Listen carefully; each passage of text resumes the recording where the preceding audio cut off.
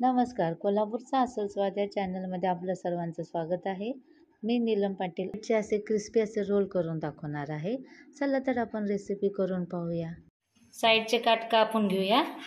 असेच सगळ्या ब्रेडचे घ्यायचे. सगळे मी कापून घेतले. थोडेसे लाटून घ्यायचे. असं मी सगळ्या ब्रेडला करून घेतले. उरलेले तुकड्यांचा आता आपण मिक्सरमधून फिरवून घेऊन चुरा करायचा. असं बारीक केलंय बघा.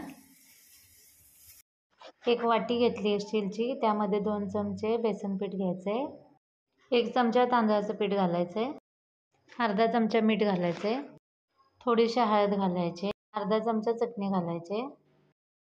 मिक्स करून घ्यायचं आहे सगळं. मिक्स करून झालं की थोडं थोडं पाणी घालायचं. एकसारखं फिरवायचं. जास्त पातळ पण करायचं नाही, जास्त घट्ट पण करायचं नाही. पेला भरून पाणी घेतलेलं, त्याला थोडंसंच पाणी लागलं. चीजचे मधून 2 स्लाइस करून घेतले. असेच आता सगळ्या चीजचे 2 भाग करून घेऊया. अर्धा चमचा गरम मसाला घेतलाय. एक ब्रेडची स्लाइस घ्यायची, त्याच्यावरती चीज ठेवायचे, त्याच्यावरती थोडासा गरम मसाला घालायचा आहे चवीप्रमाणे आणि ताटामध्ये घेऊन एक ब्रेडचा रोल करायचा आहे.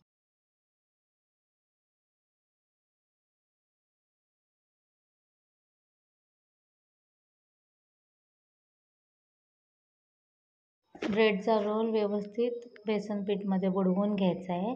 त्यानंतर ब्रेडचा जो चुरा आहे त्यामध्ये ते व्यवस्थित ब्रेडचा चुरा सगळीकडं रोलला लावून घ्यायचा आहे आणि त्यानंतर तो तेलात सोडायचा आहे.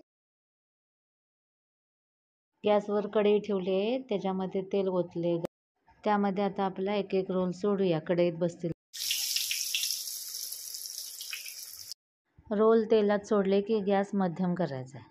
1 मिनिटांनी उलटे करून दोन्ही बाजूंनीही सारखे तळून घ्यायचे.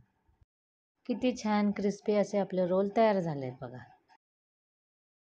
हे रोल असे सुद्धा खूप छान छान लागतात, पण माझ्या मुलाला टोमॅटो सॉस बरोबर खूप आवडतात. बाहेरून क्रिस्पी पण आतून एकदम मऊ असे आपले रोल खाण्यासाठी तयार झाले आहेत. ही रेसिपी तुम्ही करून पहा आणि मला कमेंटमध्ये सांगा की तुम्हाला कशी वाटली. पुन्हा भेटूया अशाच एका नवीन रेसिपीसाठी. धन्यवाद.